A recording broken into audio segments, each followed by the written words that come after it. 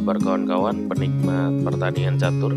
Kembali lagi dengan saya, pecatur Pos Ronda, dalam lanjutan Mayweather Championship Chess Tour Final 2022. Di sini yang akan mempertemukan antara Praggnanandha yang akan melawan Magnus Carlsen, duel terbaru dan yang selalu ditunggu kedua pemain catur atau Grandmaster catur.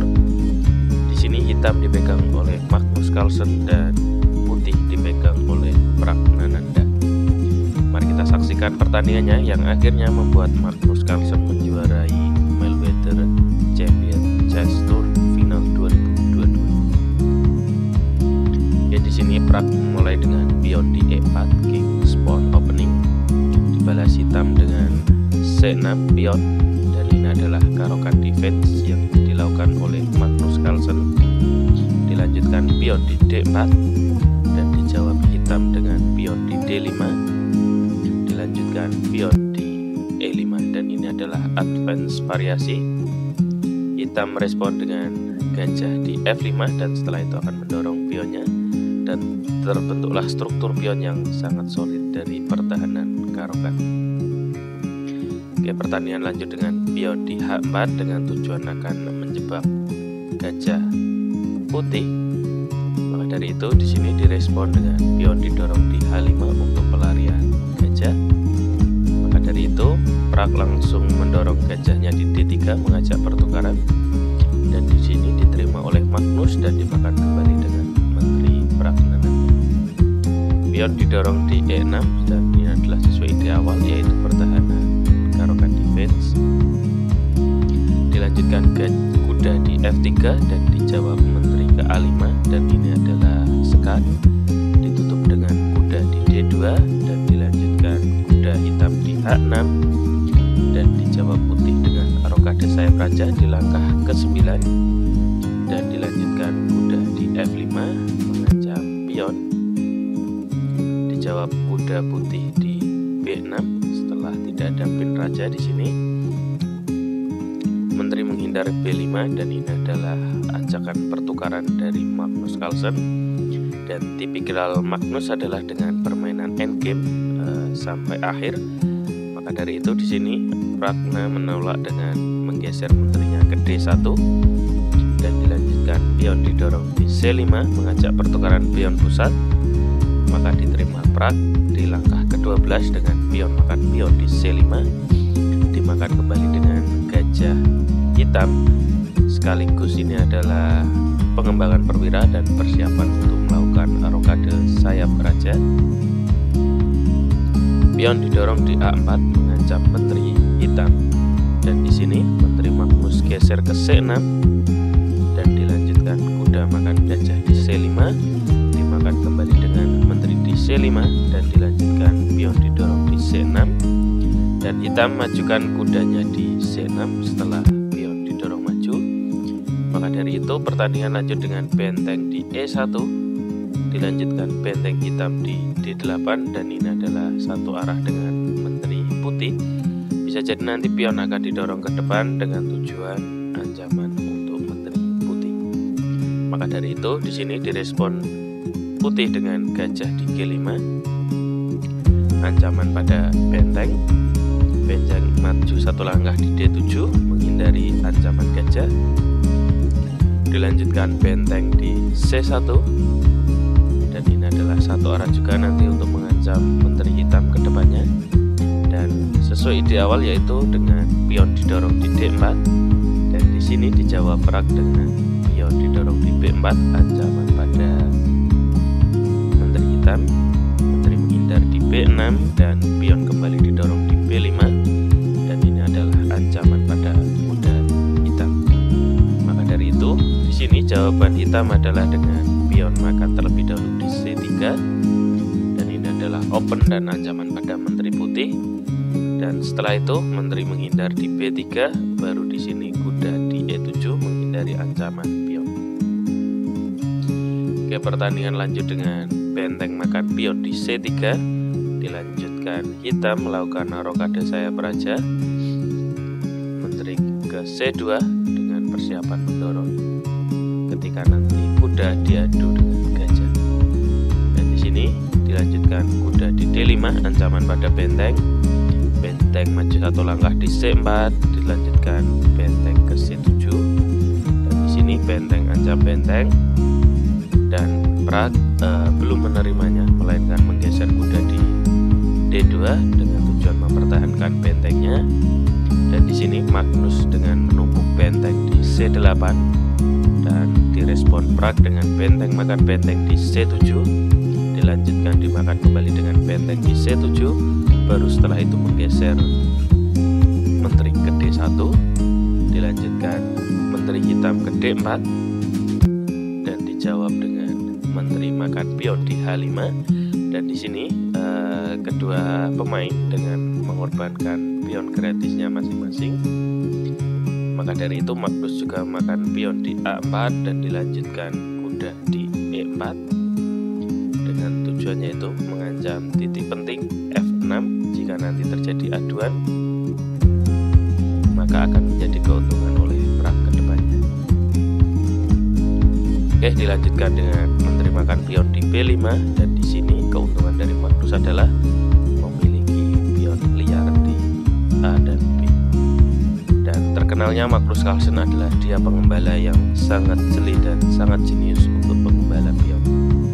Oke, kita lanjutkan pertandingannya setelah benteng ke D1 dan dijawab hitam dengan benteng ke D7. Dan ini adalah langkah tepat yang dilakukan oleh Magnus, maupun Magnus bisa menggeser menterinya di C4. Oke, kita mundur 1 langkah. Jika di sini Magnus menjawab dengan benteng di C4, maka jawaban putih kemungkinan adalah dengan kuda di F6, dan ini adalah sekat, wajib dimakan teman-teman. Dan di sini dimakan dengan kuda di F6, dimakan kembali dengan gajah. Jika pion makan, ini adalah langkah blunder, karena setelah pion makan ancaman sekak untuk hitam sangat nyata. Maka dari itu benteng harus kembali turun, karena jika tidak akan disekak dengan benteng putih setelah posisi kuda terbuka dengan aduan tadi.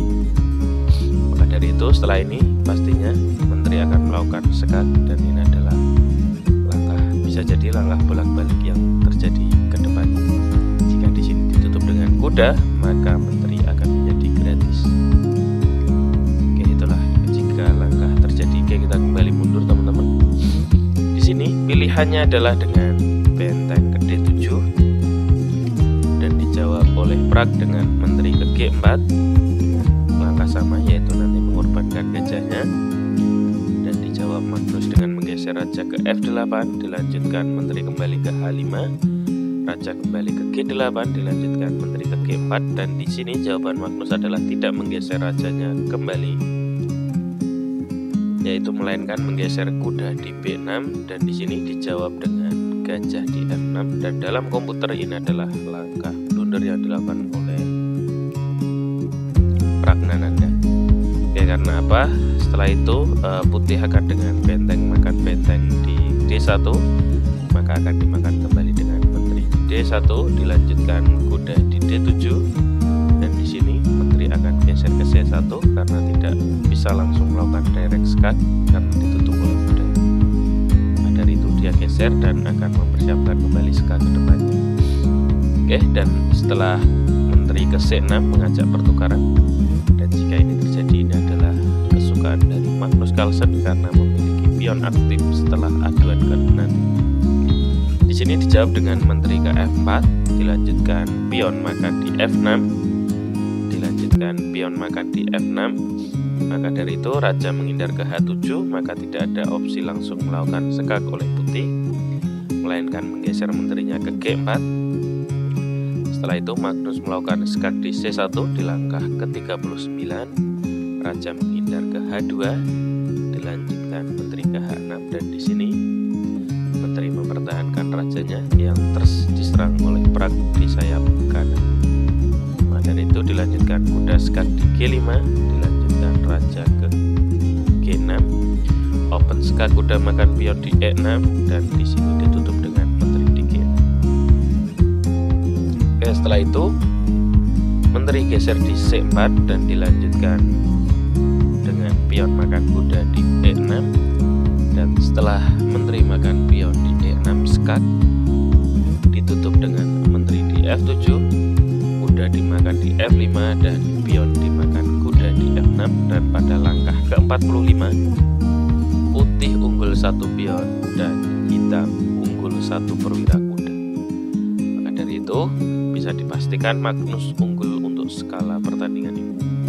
Di sini pion didorong di G4 dan setelah itu kuda di D5, dan Magnus langsung mengajak pertukaran menteri untuk kedepannya dengan mempersiapkan pionnya yang akan siap menjadi perwira.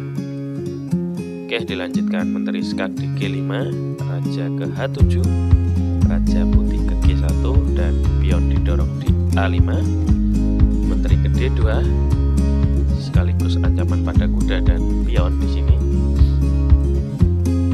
Dilanjutkan menteri ke E6 dan di sini mengorbankan pion sekaligus mengancam pion putih.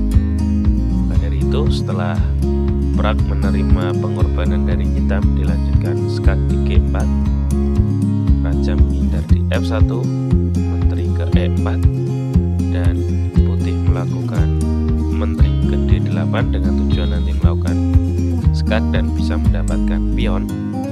Magnus mengantisipasi dengan kuda di F4, dan ini adalah ancaman skak mat ya ke depannya, teman-teman bisa melihat. Maka dari itu dilakukan skak di C7, raja menghindar di H6, dilanjutkan menteri ke B6 skak, dan setelah raja ke H5 dilanjutkan kembali skak di A5, dan setelah ditutup menteri ke D5, pertandingan di langkah ke-55 Pragnananda menyatakan menyerah. Kenapa? Kedepannya bisa dipastikan pion akan jadi, dan raja juga akan makan pion gratis putih di H4. Oke, jika dilanjutkan aduan, maka di sini posisinya adalah misal raja mendekat, maka posisi hitam unggul 1 perwira dan imbang dengan pion. Dan bisa dipastikan sekelas Magnus Carlsen akan memenangkan pertandingan kali ini. Oke, terima kasih teman-teman. Dan ini adalah pertandingan MCCT yang dimenangkan Magnus Carlsen dengan 17 poin dan menjuarai kompetisi kali ini atau turnamen kali ini. Oke, terima kasih teman-teman sudah menyaksikan pertandingan kali ini. Bisa di subscribe, share, like, dan komen untuk konten kali ini. Terima kasih.